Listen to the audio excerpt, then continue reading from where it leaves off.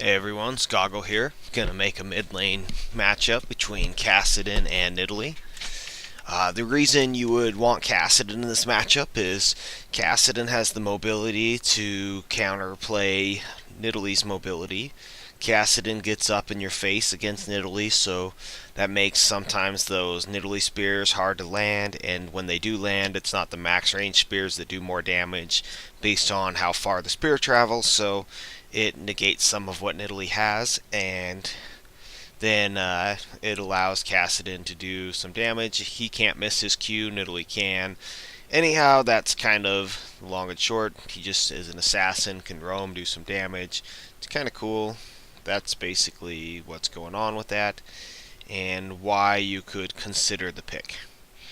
So it's not necessarily the best pick, but it is a possible pick. The weakness of the pick, 1 through 5, is definitely Nidalee's game. Nidalee has, just like Kennen, a really, really strong uh, auto attacking 1 through 5. So that's going to make her be able to auto attack farm and auto attack push and auto attack trade better than most mid champions. And Kassadin is fairly weak in the first place, 1 through 5. He just needs to get through it. So, some Nidalees just want to get to 6 to Cougar form anyway, so hopefully you'll be with the Nidalee with that mindset, and that will kind of let you get there. Your ideal situation is to walk up and auto attack a minion and then Q Nidalee, but that won't always be the case. If you can't walk into that back line and get that, Nidalee will do too much damage to you, so you're going to have to Q for that back line minion sometimes. Frontline minions try to get with your autos and try to get some harass on the Nidalee. It's not worth wasting too much on. You're probably not going to get a kill pre-6 without a good gank.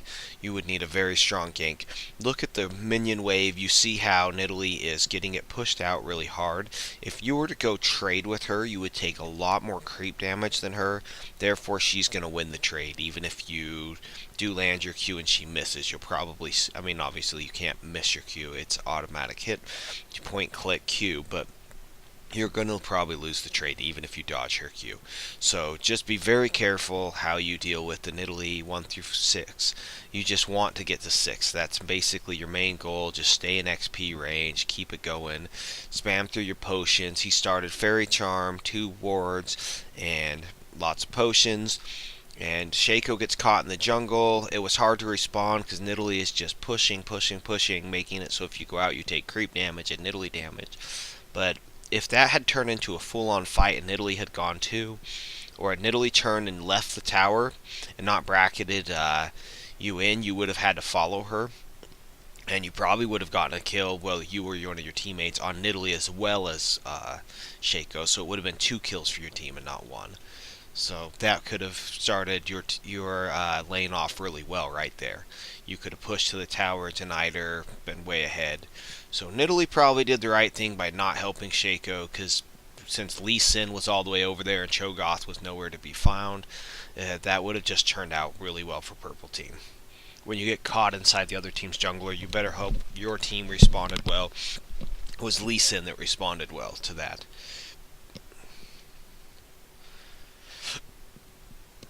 Anyhow, so level 4's here, and with the Fairy Charm, it's enough mana sustain that Kassadin's doing fine. Shaco comes, but since he's been pushed back the whole time, it doesn't really matter. He still has his 2 wards. It's nice to have him, because if this lane went better than expected and he was pushed out against Shaco, he would have needed those wards just to survive.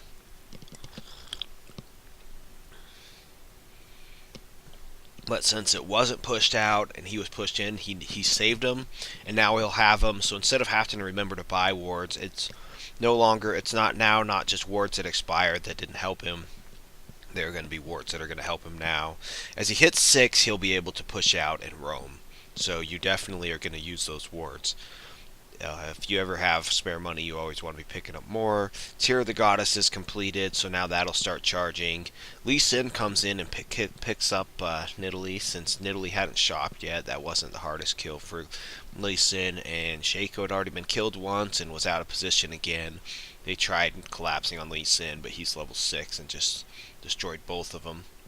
So this is the first time that the lane. This will now even out the lane. Nidalee, since she was pushing in on Kassadin, had a slight advantage, but at this point, she's losing creeps, experience, as well as gold. So it's not just the gold she's losing here. That's experience. That was the tank minion, so that's a decent amount of golden experience. And so this is golden experience just going down to nothing, and Shaco can't even come absorb it because he died too.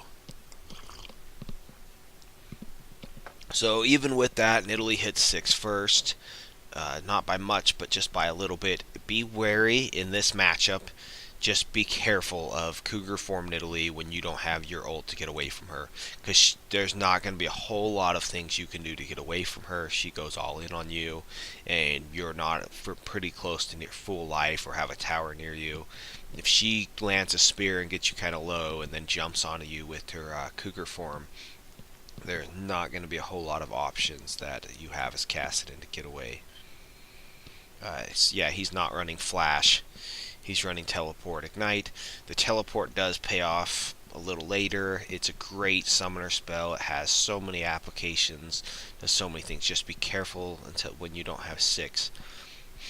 So not only does he go 1 through 5 without a rough, he didn't have Flash, so it's kind of nice that Nidalee was pushing so hard. You're kind of banking that Nidalee is going to push me to my tower and make 1 through 5 rough, because if she doesn't, you might want to just stall as much as you can anyways.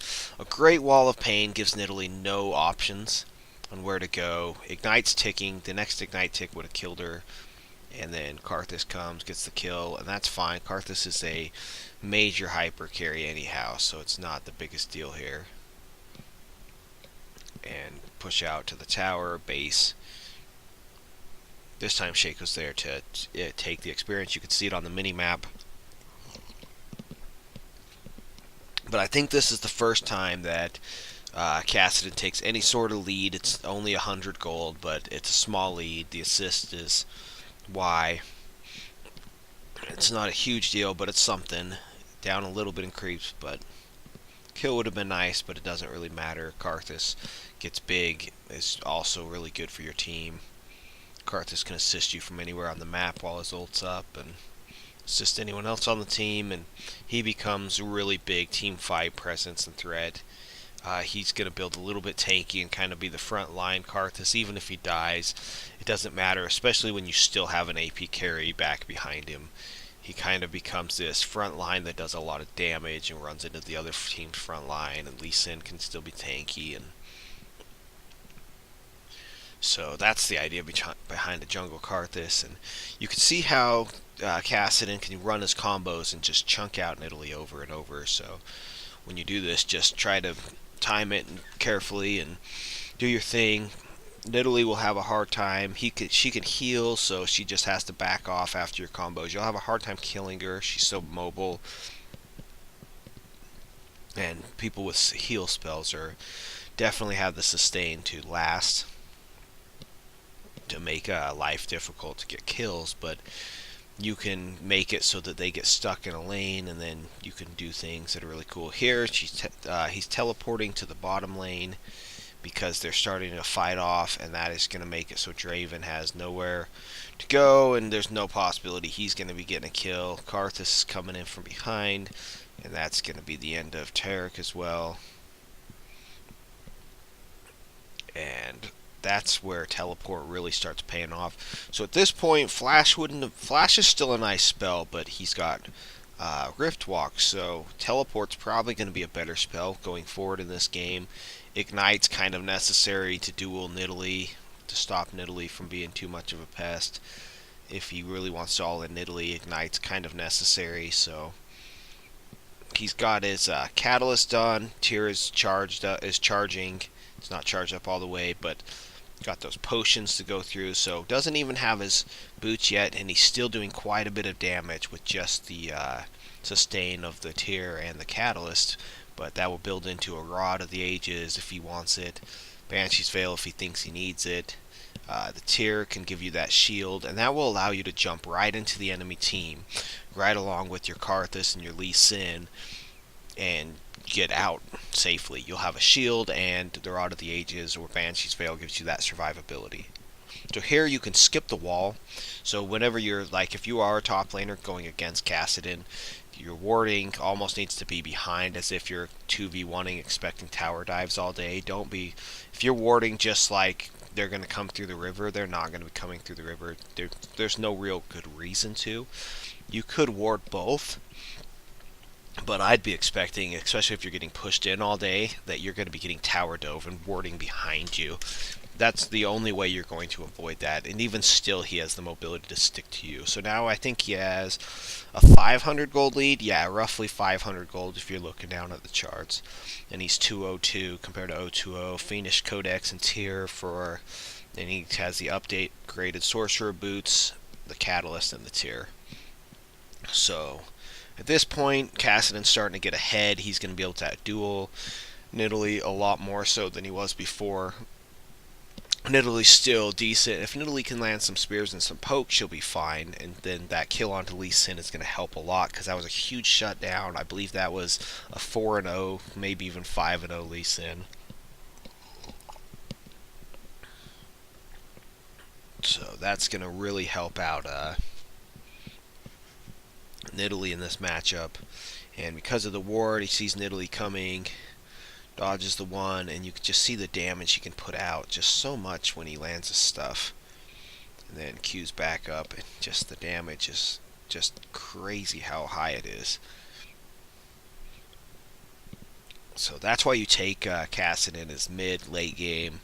Just starts getting crazy. I know Nidalee spears get just big too, but you don't want to take... if you take a champion that can deal with Nidalee early, and then she gets to her mid-game and starts going crazy, it can get a little bit scary when she starts taking out towers really fast, or the late-game AP Nid spears start poking down your teammates or yourself, and if they have a poke comp and can disengage properly, Kassadin kind of negates their ability to disengage. She can follow out people really well, or he can.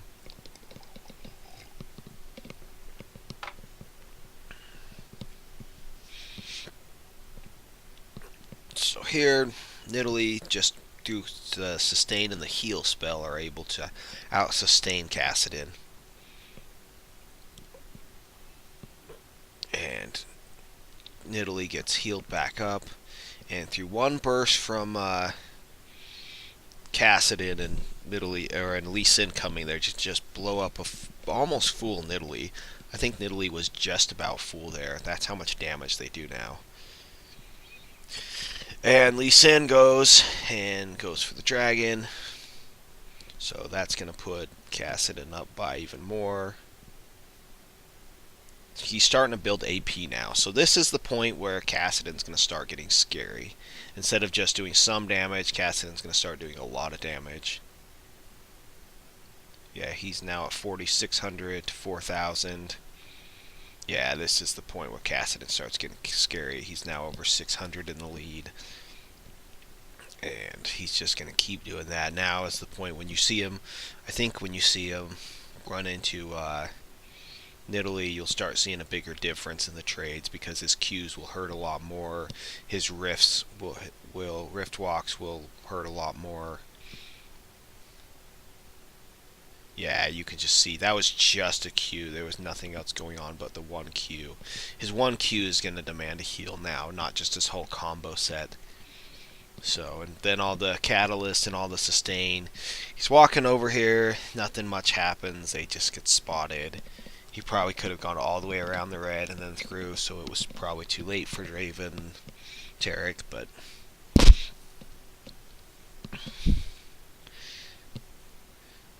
so when you do that, it's not always, you can always just re-push and know that that way was warded, so try to come from a different path. Yeah, so that time the Riftwalk and the Q landed, and he's down to like a third life. With his heal, he's back up a little bit. Here, the only thing that goes wrong is there's a Shaco. You kind of love the Shaco boxes. And it didn't go too wrong. It's just like chasing Kassadin is sort of like chasing Nidalee's, where you just feel like you're never actually going to kill him. Lee Sin's sort of the same type of dude. There he goes. The escapes in this game. Anyhow, I hope you learned something about it. Try to get to level 6 and then you can start making plays. Take care and enjoy your matchups.